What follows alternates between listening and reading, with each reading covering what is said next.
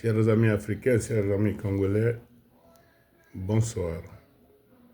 Je disais dans une de mes interventions précédentes que le président Tshisekedi serait-il celui qui a décidé de mettre définitivement fin à l'exploitation du Congo par l'Europe et le Rwanda depuis 30 ans. Aujourd'hui, nous le voyons à l'œuvre dans ce sens. C'est vrai qu'il a essuyé plusieurs critiques. On l'a traité de beaucoup de choses, de faiblard, mais il savait où il allait. Je disais qu'il avait des très bons conseillers. Quelles que soient les situations, il faudrait que nous, Africains, nous soyons sereins. Congolais, restez sereins. Restez derrière votre président, quoi qu'il en soit.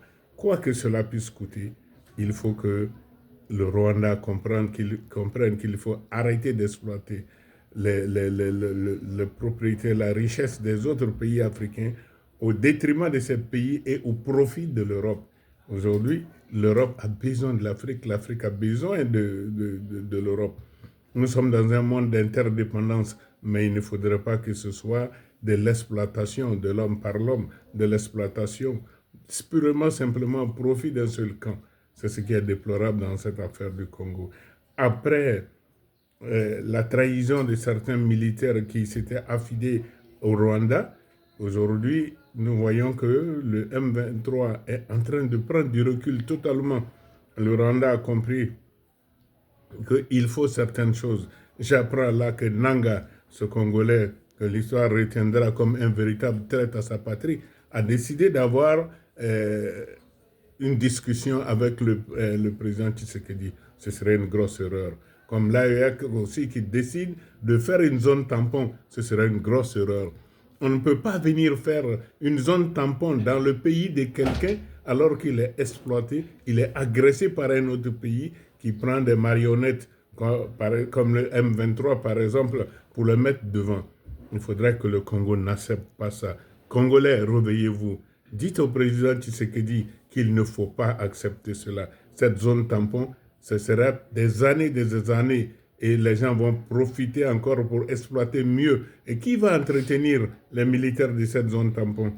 Pendant ces nombreuses années, ce sera encore le sous-sol congolais. Ce sera encore le Congo qui sera toujours perdant. Non, il doit être question de bouter hors du Congo ces agresseurs-là, mais pas question un seul instant de dire on va mettre une zone tampon et discuter avec les rebelles. Non, on ne discute pas avec ceux-là. Il faut les cogner simplement. On ne peut pas discuter avec eux. Alors, Congolais, du courage, nous vaincrons. Il ne faut surtout pas perdre cela de vue.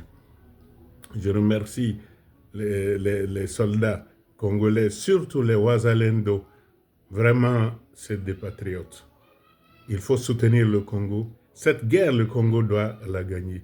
Quelle que soit la tactique utilisée, il faudra que le Congo gagne. Nous voyons ici que Tshisekedi a vraiment des bons conseillers, même si souvent il semble être en train de tourner en rond, d'après certains, ou ils ne prennent pas les choses à grande vitesse. Aller trop vite aussi, on finit par se perdre, parce qu'il ne faut pas confondre vitesse et précipitation. Je vous remercie.